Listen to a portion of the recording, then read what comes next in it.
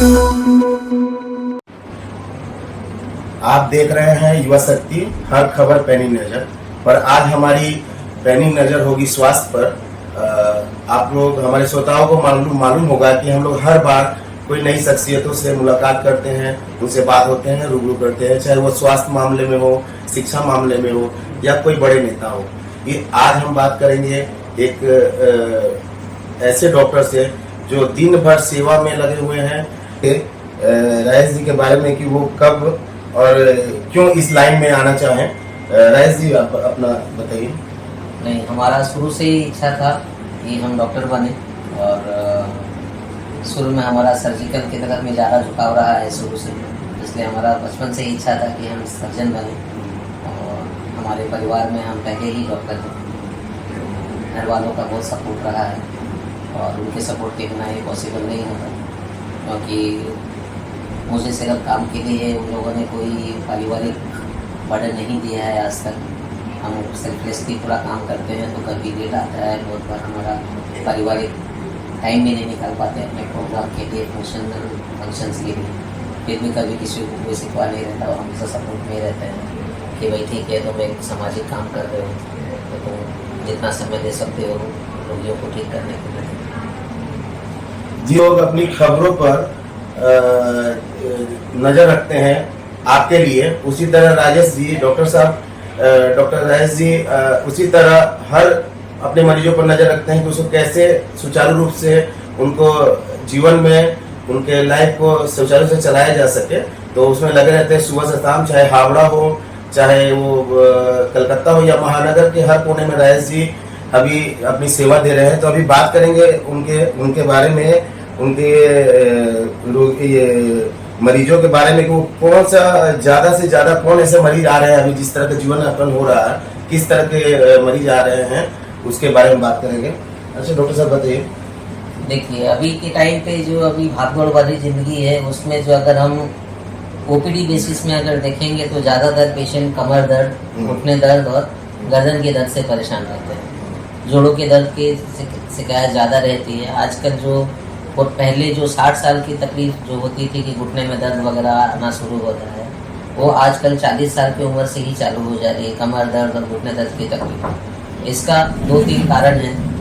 एक है कि इनका लाइफस्टाइल ठीक नहीं है, खान पान सही नहीं है जी। और फिजिकल एक्टिविटी आजकल के व्यस्त जिंदगी में अपने शरीर के लिए समय नहीं निकाल पाते। लोग फिजिकल एक्टिविटी और एक्सरसाइज नहीं करते हैं, जिसके चलते ये तकलीफ होती है। लेकिन अभी कोरोना के बाद से बहुत लोग सचेत हुए हैं, थोड़े शरीर पे ध्यान देना शुरू किए हैं। हर कोई अपने घर पे कुछ न कुछ करता है, या योगासन या कुछ भी, जिसके चलते पहले से हम बोलेंगे अवेयरनेस बढ़ा है, बट स्टिल लोग वापस फिर पहले की तरफ जिंदगी में जा रहे हैं। तो हम चाहेंगे कि सब कोई अपने लाइफस्टाइल पे ध्यान रखें।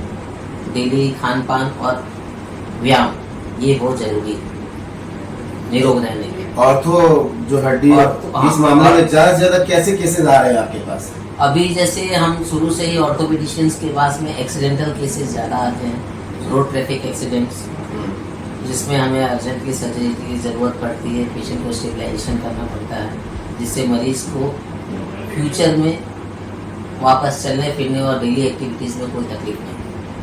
कोई भी अपना काम करते तो हाथ और पाँव के जो इंजरीज रहते हैं, अगर उनको अपने अच्छे से ट्रीट नहीं करें और ठीक से नहीं जोड़ें तो लॉन्ग टर्म में ये तकलीफ देती हैं और हमेशा उनको अपनी एक्टिविटीज़ करने में प्रॉब्लम होती है।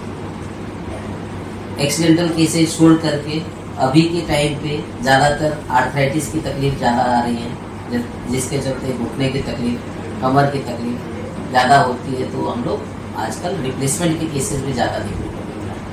पोस्ट कोविड के बाद बहुत से मरीजों में बॉल का क्षय होना बहुत से मरीजों में देखा गया है। ये हो सकता है कोविड के कारण हो, या कोविड के दौरान बहुत ज़्यादा जो स्टेरॉइड का इस्तेमाल हुआ वो एक कारण रहा हो। लेकिन कोविड के काल के बाद से बहुत लोगों को हम लोगों ने देखा है कि एवीएन, एवैस्कुलर नेक्रोसिस जो अब बोलते हैं, जिसमें हड्डी के जो बॉल का क्षय हो जाता है, बॉल मर जाती है, वो कमर के खूनों में बहुत ज़्यादा पाया गया है, जिसके चलते रिप्लेसमेंट के केसेस बढ़ गए।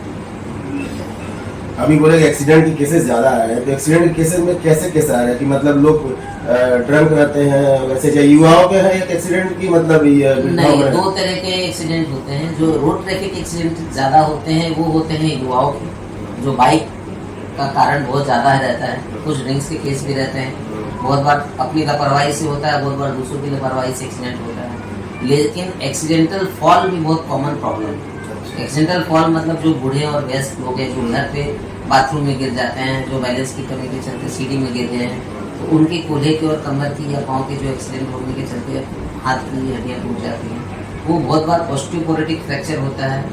जैसे बहुत बार किसी की हड्डियाँ बहुत कमज़ोर हो गई हैं उम्र के चलते, कैल्शियम के अभाव में, तो उनको हल्का सा झटका लगने से भी टूट जाता है। तो ये वयस्क लोगों में ये बहुत कॉमन प्रॉब्लम है, और यंग को तो रोड ट्रैफिक एक्सीडेंट ज़्यादा। अभी हम लोग बात कर रहे हैं, जैसे बता रहे थे कल एक बहुत ही मेजर एक आप ऑपरेशन करने वाले हैं, उसके बारे में कोई बच्ची का बता रहे हैं? नहीं, एक 18-22 साल का यंग लड़का है, उसका भी ऐसे ही बाइक से रोड ट्रैफिक एक्सीडेंट हो गया था। तो उसकी दूरबीन से उसकी जॉइंट जो डैमेज हुए थे, हम लोगों ने दूरबीन से इसको बनाने की कोशिश करी थी। आज से 1.5 महीना पहले की बात है।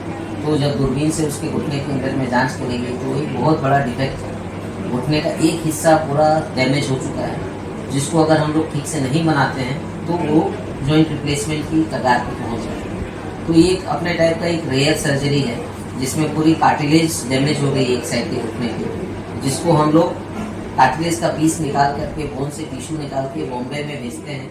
वहाँ एक लैब में अपने इलाके की खबरों को जानने के लिए युवा शक्ति चैनल को सब्सक्राइब करें।